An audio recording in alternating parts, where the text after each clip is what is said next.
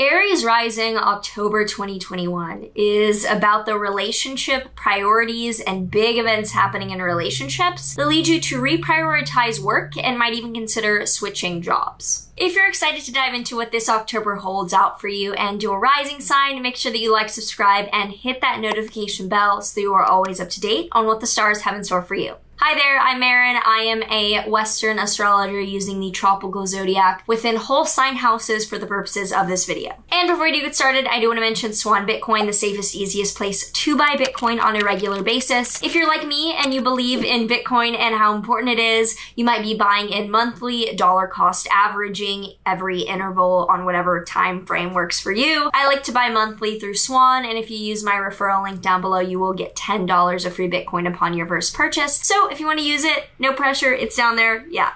So on the 1st, we do have Venus in Libra squaring Pluto and Capricorn between your 7th and 10th houses. So things going very well along the lines of relationships, being more harmonious, getting along very well with your significant other, best friend, etc., will be at odds with the need to change your career as a result. So it looks like the good things happening in your relationship are pressuring you right off the bat this month to change something in your career. On the 5th through the 10th, the Sun will conjoin Mars in your 7th house. So it could be that your partner or your best friend, whatever your person is this month, is needing to step up to the plate, but is being difficult in not actually making a choice. So this could be boyfriend, girlfriend, husband, it could be a legal partner, business partner. It's their time to step up to the plate and they're not really acting assertively like you might want them to. On the 6th, there is a new moon in Libra, a new beginning in your 7th house of one-to-one relationships and close bonds. This is not your house of dating or romance. This is more your house of committed relationships, marriage, legal ties, best friend bonds, etc. So there's a new beginning on the 6th in that area of your life. On the 9th, there's a Sun-Mercury cazimi in your 7th house where the Sun and Mercury join, usually a time of illumination. And given that this is right after the new moon, I think there will be a coming to terms with the new beginning that you're now embarking on and what that really means in your close relationships. On the 16th through the 18th, the Sun in Libra will then square Pluto and Capricorn. This is really the same dynamic repeating from earlier in the month where the focus on someone prominent in a one-to-one relationship is urging you to drastically change your work situation. They could be like emotionally kind of really changing you. You have a change of heart around your life direction, or it could be that they're just pressuring you into feeling like you need to change how you're interacting or your image at work. On the 18th, two big things happening. First one, Mercury stations direct in your Libra 7th house. So after a few weeks of communication troubles, of being a bit tongue-tied or having difficulty expressing your mind directly with this significant person, Mercury will now be direct, which is an easier time moving forward over the next few weeks when it comes to speaking, communicating, traveling, etc., especially with this one-to-one partner. On the 18th as well, Jupiter will be stationing direct in Aquarius. So Jupiter retrograde was still growth, but more growth in terms of refinement and examining how far you've gotten in your 11th house of groups, friends, and networking, and seeing what changes needed to be made in order to move more effectively forward, and it's now time to move forward. So for the rest of the year, Jupiter direct in your Aquarius 11th house is growth,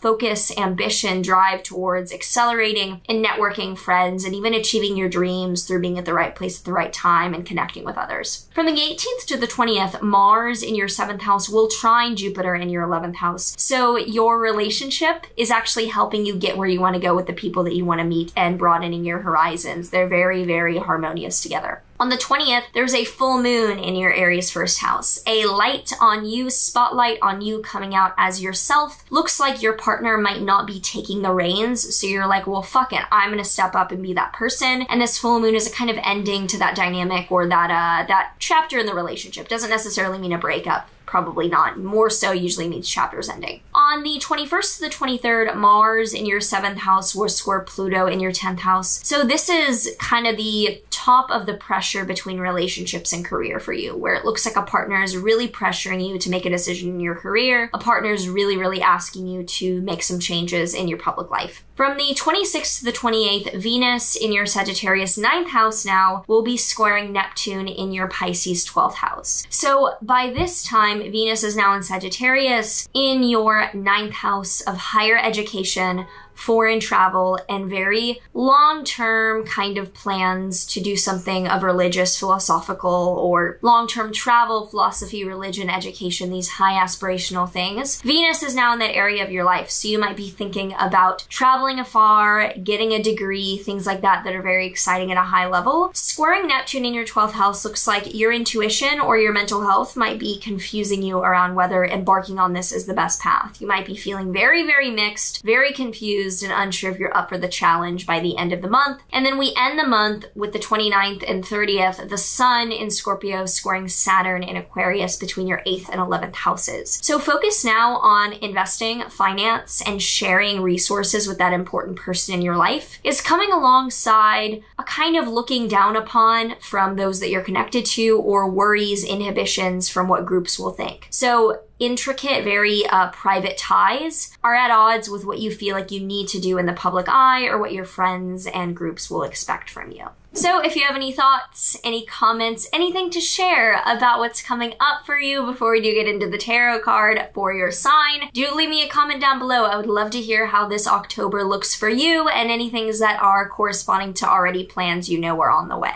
A tarot card for Aries Risings for this October. We have the Four of Swords inverted, which funny enough is actually associated with the last third, the last decan of Libra, where a lot of planets are going through this month. And inverted, well, upright, it's like a truce card. It has the swords are laid down, you're done fighting, the strife is over. Inverted, this usually is showing you that the fighting and the party of not getting along is not quite over. Like, you're just spinning in circles, no one is calling it a truce. So I think that this is simply showing that the good things happening this month around relationships are bringing problems, like good problems to have regarding your career and your life, and that's not gonna stop. Like, you gotta really work this out, that this is not something that's just gonna lay down and die. So if you enjoyed this, I would love to hear from you down below. Any thoughts, comments, critiques, concerns, do comment. And also make sure that if you are enjoying this, you do give me a like. It helps out in the algorithm. So besides that, I wish you a very happy October, happy Scorpio season starting out by the end of the month. Libra into Scorpio season. I'm a mess filming this during Virgo season. It's been a long ass day.